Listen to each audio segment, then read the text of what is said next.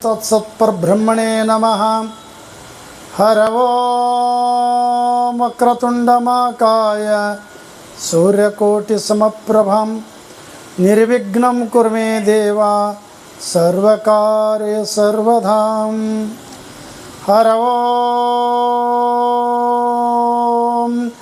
चिदंबरमठाधीशं सिद्धारूढयतीश्वरं शिष्य प्रशिष्य रूपेण गुरुमाश्रये। यदङ्घ्रिकमलद्वन्द्वं तापत्रनिवारणं शान्तैक्यपदवन्दे सिद्धारूढमां भजे सिद्धारूढमां भजे। मानवार्थं आविर्भूतं मानमेवादिलक्षकं शिवरूपं शिवानंदं वंदे जगद्गुरु। जगदादि जगद्गुरु ಆರೂಢ ಜ್ಯೋತಿ ಎನಿಸಿಕೊಂಡಂಥ ಜಗದ್ಗುರು ಸಿದ್ಧಾರೂಢ ಅಪ್ಪ ಅವರ ದಿವ್ಯಚರಣಕ್ಕೆ ಭಕ್ತಿಪೂರ್ವಕ ನಮಸ್ಕರಿಸಿ, ಶಿವಾವತಾರದಂಥ ಜಗದ್ಗುರು ಶಿವಾನಂದಪ್ಪ ಅವರ ದಿವ್ಯಚರಣಕ್ಕೆ ನತಮಸ್ತಕನಾಗಿ,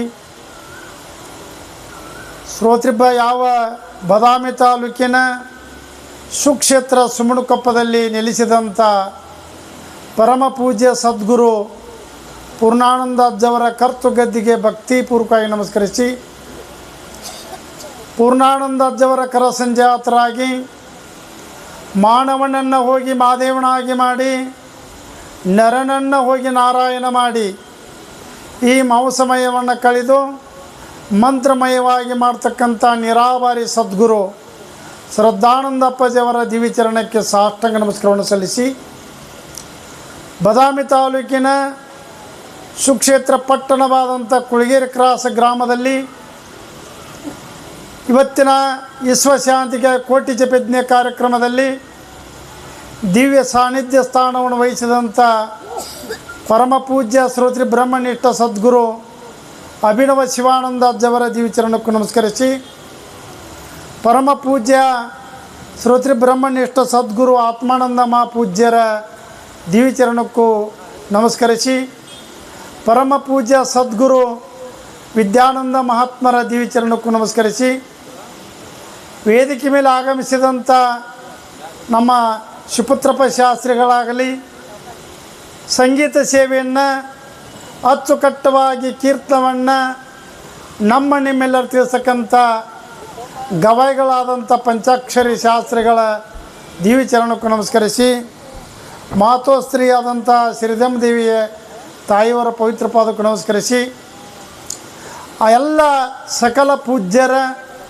ಸಕಲ ಮಹಾತ್ಮರ ಪವಿತ್ರ ಪಾದಕ್ಕೂ ನಮಸ್ಕರಿಸಿ, ಇಲ್ಲೇ ವೇದಿಕೆ ಮೇಲೆ ಆಗಮಿಸಿದಂಥ ಮಹಾತ್ಮರಿಗೂ ಮತ್ತು ಪ್ರವಚನ ಕೇಳಲಿಕ್ಕೆ ಬಂದಂಥ ಎಲ್ಲ ಸದ್ಭಕ್ತರಿಗೂ ಅನಂತ ನಮಸ್ಕಾರ ಸಲ್ಲಿಸಿ, ಈ ಕಾರ್ಯಕ್ರಮದಲ್ಲಿ ಪ್ರವಚನ ಕೇಳುವವರಾಗಲಿ, ದಾಸೋಗದ ಅಡುಗೆ ಮಾಡೋವರಾಗಲಿ, ಇದಕ್ಕೆ ದಾನ ಕೊಟ್ಟವರಾಗಲಿ, ಹಲವಾರು ಸೇವೆಗಳನ್ನು ಮಾಡಿದ್ದಾರೆ.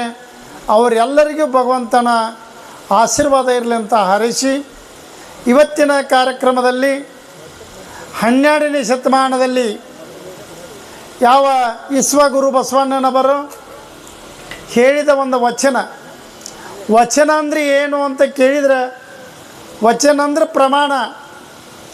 ಪ್ರಮಾಣ ಕೊಟ್ಟು ಹೇಳ್ತಾರೆ ಅವರು. ಅವರ ಆಡಿದ ಮಾತುಗಳು, ಶರಣರ ಆಡಿದ ಮಾತುಗಳು ಏನಾಗ್ಯಾವ ಅಂದ್ರೆ ವಚನ ಆಗ್ಯಾವ. ಮಹಾತ್ಮರ ಋಷಿಗಳ ಆಡಿದ ಮಾತು ಏನಾಗ್ಯಾವ ಅಂದರೆ ವೇದ ಆಗ್ಯಾವ. ವೇದ ಅಂದರೆ ಉಪನಿಷತ್ತು, ವಚನ ಅಂದರೆ ಏನು ಪ್ರಮಾಣವಾಗಿ ನಡ್ಕೊಳ್ಳೋದು. ಅವರ ಮಾತುಗಳು ಭಾಳ ಮಾರ್ಮಿಕವಾಗಿರ್ತದೆ. ಯಾರನ್ನ ಕುರಿತು ಮಾತನಾಡ್ಯಾರಂದ್ರೆ, ದಯವಿಲ್ಲದ ಧರ್ಮ ಆವದಯ್ಯ, ದಯವಿರಬೇಕು ಸಕಲ ಜೀವಿಗಳಲ್ಲಿ. ಮನುಷ್ಯನಿಗೆ ದಯಾಗುಣದ ಬಗ್ಗೆ ಇಟ್ಟಾರೆ. ಇವತ್ತು ದಯಾಗುಣ ಅಂದರೆ ಏನು? ದಯವಿಲ್ಲದ ಧರ್ಮ ಆವದಯ್ಯ. ಯಾವುದು ಧರ್ಮ ಅನ್ನಬೇಕು? ಒಬ್ಬ ಮನುಷ್ಯ ಹುಟ್ಟಿದ ಮೇಲೆ ದಯಾಗುಣ ಇರಬೇಕಾದ್ರೆ ಹಿಂದಿನ ಕಾಲದೊಳಗೆ ಇದ್ರು ಅವರು. ಅಲ್ಲಿ ಏನಾಗಿತ್ತಂದ್ರೆ ಕರ ಮುಗಿದು ಶಿರವಾಗಿ ನಡಿಬೇಕಾಗ್ತದೆ. ಸತ್ಪುರುಷರ ಮಾತಿದು.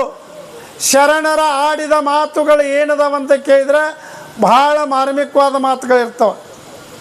ಇಲ್ಲ ದಯಾಗುಣ ಅಂದರೆ ಏನು? ಇನ್ನೊಬ್ಬರಿಗೆ ಮತ್ತೊಂದು ನಿಜಗುಣ ಶಿವಗಳ ಬರ್ದಾರ, ಕರುಣವಿರಲಿ ಜೀವರೋಳು. ಮನುಷ್ಯ ಎಲ್ಲಿರಬೇಕು ಅಂದರೆ ಕರುಣ ಗುಣ ಇರಬೇಕಾಗ್ತದ, ದಯಾಗುಣ ಇರಬೇಕಾಗ್ತದ. ಇನ್ನೊಬ್ಬರು ನೋಡಿ ನಾವು ಏನು ಮಾಡಬೇಕಂದ್ರೆ ದಯಾ ಅಂದ್ರೆ ಅವರಿಗೆ ಸಹಕಾರ ಮಾಡೋದು, ಅನುಕೂಲ ಮಾಡೋದು. ಇದು ಬರಬೇಕಾದ್ರೆ ಭಾಳ ಕಠಿಣ ಅದ. ಈಗ ನಮ್ಮ ಅಪ್ಪರು ಮನೆಗೆ ಹೋಗಿ ಧಾನ್ಯಗಳಾಗಲಿ ಮತ್ತು ಐಶ್ವರ್ಯ ಸಂಪತ್ತಾಗಲಿ ಬೇಡಬೇಕಾದ್ರೆ ಯಾಕೆ ಬೇಡಿದ್ರೆ ಅಂದ್ರೆ ದಯಾಗುಣ ಇದ್ದರೆ ಕೊಡ್ತಾರೆ. ಕೊಡುವರಲ್ಲಿ ದಯಾಗುಣ ಇರಬೇಕು, ಬೇಡುವರಲ್ಲಿ ಕೂಡ ದಯಾಗುಣ ಇರಬೇಕು. ಅವರಿಬ್ಬರು ಮಾಡ್ತಕ್ಕಂಥ ಕಾರ್ಯದೊಳಗೆ ಧರ್ಮ ಇರಬೇಕು. ಧರ್ಮ ಅಂದರೆ ಏನು? ಅನ್ನ ಕೊಡುವುದು ಧರ್ಮ, ಅನ್ನ ಕೆಡಿಸೋದು ಅಧರ್ಮ. ನೀರು ಕೊಡುವುದು ಧರ್ಮ, ನೀರನ್ನು ಕೆಡಿಸೋದು ಅಧರ್ಮ. ನಾವು ದಾನ ಕೊಡುವುದು ಧರ್ಮ, ನಾವು ಶಾಸ್ತ್ರ ಕೇಳುವುದು ಧರ್ಮ. ಇವೆಲ್ಲವೂ ಧರ್ಮ ಕಾರ್ಯ ಆಗ್ತದ. ಇದು ಧರ್ಮ ನಮ್ಮನ್ನು ಏನು ಮಾಡ್ತಂದ್ರೆ ಸಂರಕ್ಷಣೆ ಮಾಡ್ತದೆ. ಒಂದು ಸಲ ಏನಾಗಿತ್ತು ಅಂದರೆ ದಯಾಗುಣದ ಬಗ್ಗೆ ಹೇಳ್ತೇನೆ ನಿಮಗೆ. ಒಂದು ಊರಲ್ಲಿ ಒಬ್ಬ ತಾಯಿ ಮಗ ಇದ್ದರು. ಹುಡುಗ ಭಾಳ ಅಂದರೆ 18 ವರ್ಷದ ಹುಡುಗ ಇದ್ದ.